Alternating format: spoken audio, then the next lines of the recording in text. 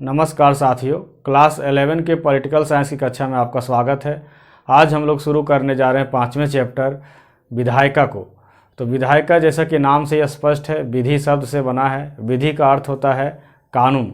तो कानून बनाने वाली जो संस्था है वही विधायिका कहलाती है। वैसे सरकार के 3 अंग हैं, विधायिका, कार्यपालिका और न्यायपालिका। कार्यपालिका को हम लोगों ने चौथे चैप्टर में पढ़ा। आज हम लोग विधायिका को पढ़ेंगे। तो विधायिका सरकार के 3 अंगों का शुरुआती अंग कहा जाए तो गलत नहीं होगा। विधायिका कानून बनाती है, कार्यपालिका कानून को लागू करवाती है और न्यायपालिका कानून की रक्षा करती है। तो इस प्रकार विधायिका, कार्यपालिका और न्यायपालिका 3 अंग हैं।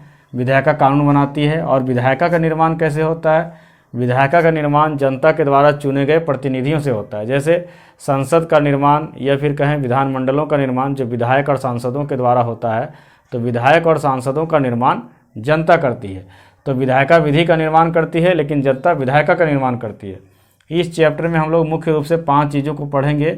विधायिका के महत्व को पढ़ेंगे, विधायिका की संरचना एवं कार्य को देखेंगे, विधायिका कानून कैसे बनाती है यह देखेंगे, फिर संसद कार्यपालिका के ऊपर कैसे नियंत्रण रखती है, अर्थात संसद मंत्रिमंडल के ऊपर किस प्रकार कंट्रोल करती है, फिर संसद स्वयं के ऊपर किस प्रकार का कंट्रोल रखती है, यह भी हम लोग इस चैप्टर में देखेंगे। बहुत ही महत्वपूर्ण प्रश्न है कि हमें संसद की आवश्यकता क्यों होती है।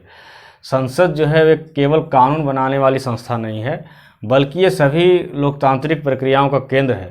संसद के बिना, पार्लियामेंट के बिना हम भारत में या किसी भी देश में लोकतंत्र की कल्पना नहीं कर सकते हैं। संसद का नाम अलग अलग देशों में अलग अलग होता है। जैसे हमारे देश में इसे संसद कहते हैं, जबकि अमेरिका में इसे कांग्रेस कहते हैं। तो सब जगह इनका नाम अलग है, लेकिन यही है जो लोकतंत्र का केंद्र है। संसद में हम लोग बहुत सारी बातों को देखते हैं, बहस होते हुए देखते हैं, बहिर्गमन वॉकआउट होते हुए देखते हैं, विरोध प्रदर्शन देखते हैं, सर्वसम्मति भी देखते हैं। कभी कभी सांसद लोग कुछ ऐसा विधेयक आ जाता है जो देश हित में होता है, सभी के हित में होता है, तो मेज थपथपा करके भी ध्वनि मत से उसे पारित करते हैं। और कहीं कहीं भयंकर विरोध भी होता है, कागज़ फाड़े जाते हैं, माइक उछाले जाते हैं, बहुत कुछ होते हैं, लोग बाहर निकल जाते हैं।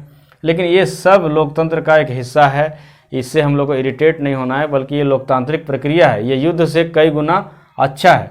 लेकिन एक बात यह भी आती है कि वर्तमान में विधायिका का महत्व घटता जा रहा है, अर्थात संसद का महत्व घटता जा रहा है, और कार्यपालिका का महत्व बढ़ता जा रहा है, अर्थात जो मंत्री हैं, प्रधानमंत्री हैं, सीनियर मिनिस्टर जो हैं कैबिनेट के, वही सारे डिसीजन लेते हैं। लेकिन ऐसी बात नहीं है। कोई भी डिसीजन कोई भी ले, लेकिन पास कराने के लिए तो उसे संसद के पास ही जाना पड़ता है। संसद जब तक बहुमत से उसे पास नहीं कर देती है, तब तक वो राष्ट्रपति के पास फॉरवर्ड नहीं हो सकता है। राष्ट्रपति उस पर सिग्नेचर नहीं कर सकते हैं। और कोई भी मंत्रिमंडल को, कोई भी सरकार को संसद का बहुमत आवश्यक है, विश्वास मत आवश्यक है। जब तक संसद का कॉन्फिडेंस नहीं रहेगा, सरकार एक दिन भी नहीं चल सकती है। तो इस प्रकार एक सशक्त नेता को भी अपने जवाब से पार्लियामेंट को संतुष्ट करना पड़ता है।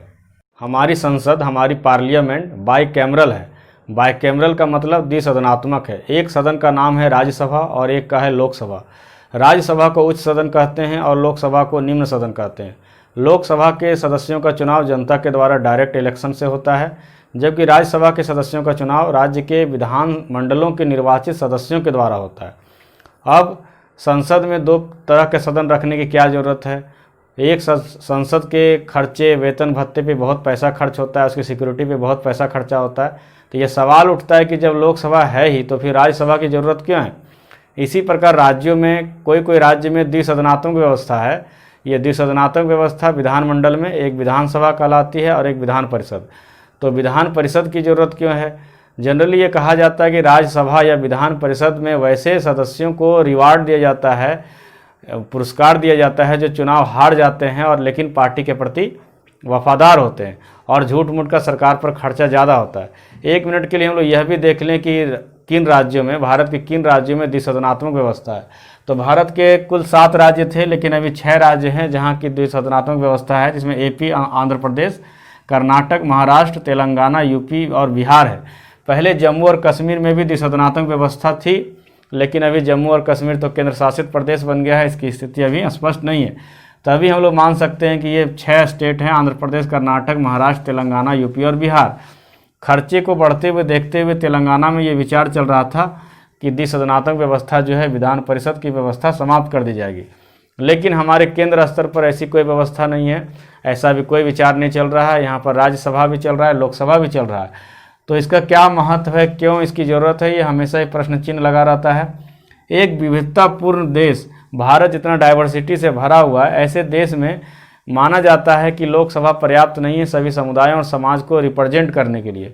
इसलिए राज्यसभा के द्वारा भी ऐसे वर्गों को उसमें हम लोग चुन लेते हैं जिसको कि लोकसभा में प्रतिनिधित्व नहीं मिल पाता है। प्लस कुछ लोग होते हैं, जैसे 12 सदस्य होते हैं हमारे कला, विज्ञान, साहित्य वगैरह से जुड़े हुए, जो कि चुनाव नहीं लड़ सकते, जिन्हें पॉलिटिक्स की जानकारी नहीं होती, लेकिन उनकी राय, उनके विचार भी बहुमूल्य होते हैं। तो ऐसे 12 सदस्य को राष्ट्रपति राज्यसभा में चुनकर भेजते हैं।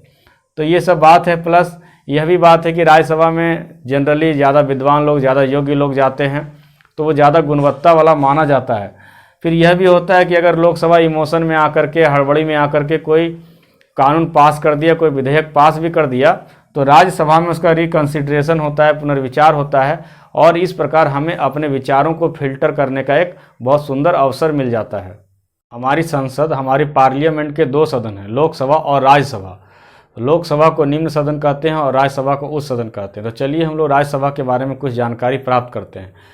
राज्यसभा में कुल 250 सदस्य हैं, जिसमें 238 सदस्य चुने जाते हैं और 12 सदस्य राष्ट्रपति के द्वारा मनोनीत होते हैं। ये 12 सदस्य अलग अलग फील्ड के महारथी होते हैं, जबकि 238 सदस्य जो होते हैं वो राज्य के विधायकों के द्वारा, निर्वाचित विधायकों के द्वारा इनडायरेक्ट रूप से चुने जाते हैं। राज्यसभा जो होता है वो राज्यों का प्रतिनिधित्व करता है, प्रत्येक राज्य के रिप्रेजेंटेशन के रूप में इसमें सदस्य होते हैं। तो इसका जो राज्यों का प्रतिनिधित्व है, इसके 2 तरीके हैं पूरी दुनिया में। पहला है कि सभी राज्यों को समान प्रतिनिधित्व दे दिया जाए, अर्थात जितने भी राज्य हैं वो चाहे छोटे हैं, बड़े हैं, कम जनसंख्या वाले हैं, अधिक जनसंख्या वाले हैं, उनको इक्वली इम्पॉर्टेंस देते हुए सभी को बराबर सदस्यता दी जाए। जैसे कि अमेरिका में 50 राज्य हैं तो प्रत्येक राज्य से 2-2 सदस्य हैं। तो इस प्रकार अगर भारत में होता तो भारत के 28 राज्यों से बराबर बराबर प्रतिनिधित्व जाते। लेकिन दूसरा तरीका है कि जनसंख्या के हिसाब से, जनसंख्या जिस राज्य की जनसंख्या ज़्यादा है उसके सदस्य ज़्यादा होंगे, जिसकी कम जनसंख्या है उसका कम जाएगा। लेकिन भारत ने एक तीसरा ही तरीका ईजाद किया है। यहाँ पर ना तो समान प्रतिनिधित्व दिया गया है और ना ही जनसंख्या के हिसाब से यहाँ पर राज्यसभा में सदस्य जाते हैं, बल्कि यहाँ राज्यसभा में प्रत्येक राज्यों के लिए एक कोटा निश्चित है और वो लगभग जनसंख्या के आधार पर है। जैसे यूपी में अधिक जनसंख्या है, बड़ा राज्य है, तो 31 सदस्य राज्यसभा में चुनकर जाते हैं। झारखंड थोड़ा छोटा स्टेट है तो 6 सदस्य जाते हैं, और सिक्किम बहुत ही छोटा स्टेट है तो 1 सदस्य जाता है। अगर पूरा ये जनसंख्या पर आधारित होता तो सिक्किम से एक भी सदस्य नहीं जा पाता। लेकिन हमारे देश ने इन दोनों प्रणालियों के बीच का तरीका को अपनाया है। राज्यसभा का कार्यकाल जो हमारे देश में है वो 6 वर्षों का है, और यहाँ पर 2 वर्ष में 1/3 सदस्य रिटायर्ड हो जाते हैं और नए सदस्य चुने जाते हैं। अर्थात यहाँ पर हमेशा ये सदस्य कंटिन्यू रहता है, कभी भी ये भंग नहीं होता है।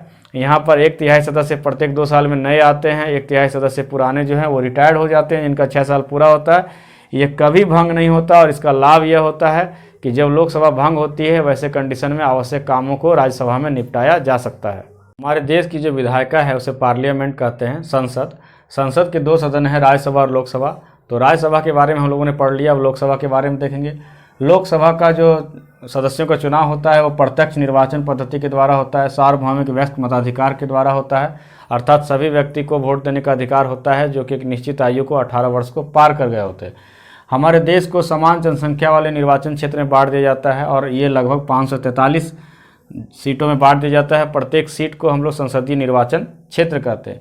जब इसका चुनाव होता है तो सभी व्यक्ति जो वोट देते हैं, सभी का वोटिंग का वैल्यू जो होता है वो एक समान होता है, किसी का कम या किसी का ज़्यादा नहीं होता है। अमीर आदमी, गरीब आदमी, शिक्षित आदमी, अशिक्षित आदमी, सभी के वोट का वैल्यू बराबर होता है, और जो लोकसभा में बहुमत लाते हैं उसी की सरकार बनती है। और राज्यसभा में आपका बहुमत है कोई मायने नहीं है, लेकिन लोकसभा में बहुमत है तभी आप सरकार बना सकते हैं। राज्यसभा में बहुमत है तो आपको कोई विधेयक पास कराने में मदद करेगा, उससे ज़्यादा कुछ नहीं होगा। तो ये वीडियो आपको कैसा लगा आप ज़रूर कमेंट करें, लाइक करें, शेयर करें। तो मिलते हैं हम लोग अगले वीडियो में, तब तक के लिए जय हिंद, जय भारत।